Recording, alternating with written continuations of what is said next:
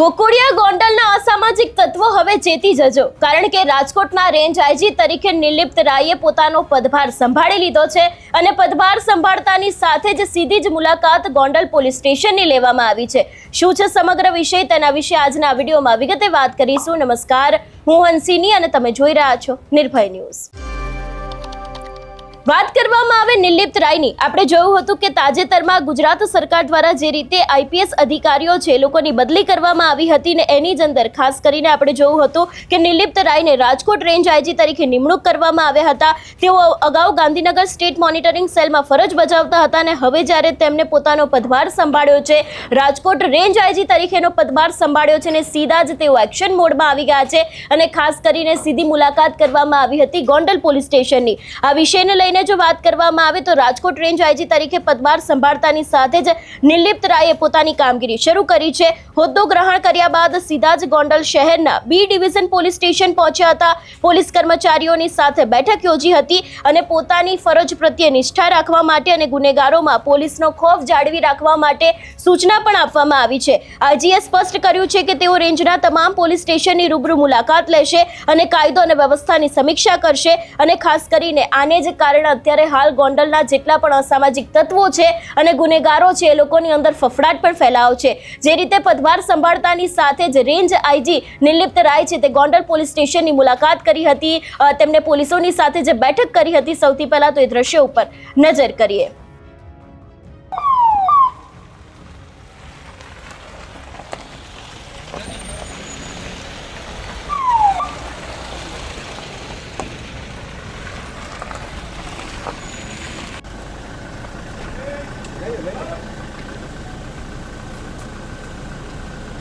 જગ્યા છે।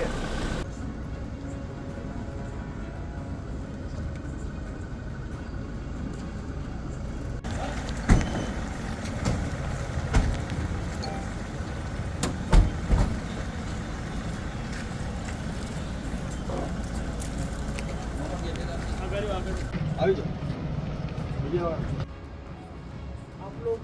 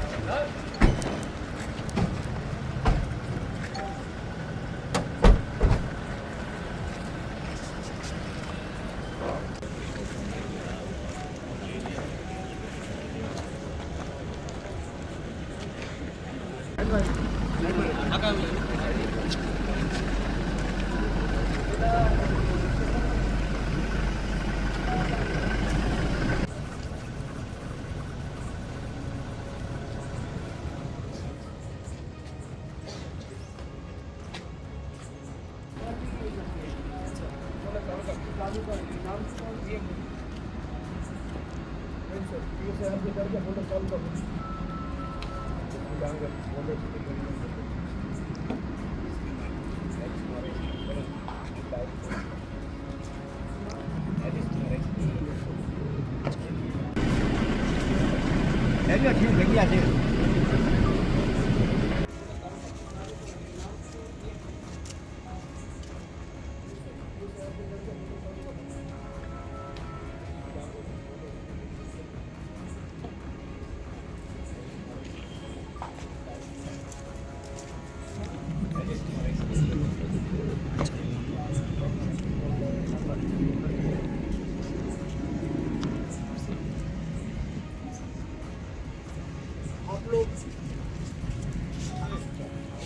આવી જાઓ ચાલો।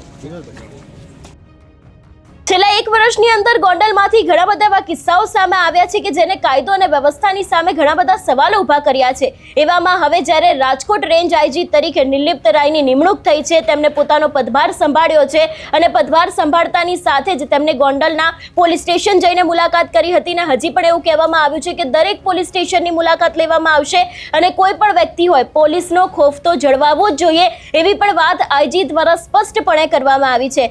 એટલે હવે જોવાનું રહેશે કે જે રીતે નિર્લિપ્ત નિર્લિપ્ત રાયે પદભાર તો સંભાળી લીધો છે, પરંતુ ગોંડલની અંદર જે કિસ્સાઓ છેલ્લા 1 વર્ષથી સામે આવી રહ્યા છે, છેલ્લા ઘણા સમયથી ગોકુળિયું ગોંડલ છે એ પણ સામે આવી રહ્યું છે. એમના જે ક્યાંક ને ક્યાંક કલંક લાગી રહ્યો છે નામ ઉપર, કે અત્યારે હાલ તેમને મિર્ઝાપુર નામે સંબોધવામાં આવી રહ્યું છે, તો પછી એની સામે નિર્લિપ્ત રાય દ્વારા કોઈ કામગીરી કરવામાં આવશે કે કેમ, તે પણ એક મહત્વનો સવાલ છે. તમારું શું માનવું છે આ વિષયને લઈને અમને કમેન્ટ કરીને ચોક્કસ જણાવજો. તેની સાથે અમારી ચેનલ નિર્ભય ન્યૂઝને લાઇક, શેર અને સબસ્ક્રાઇબ કરવાનું ભૂલશો નહીં. નમસ્કાર.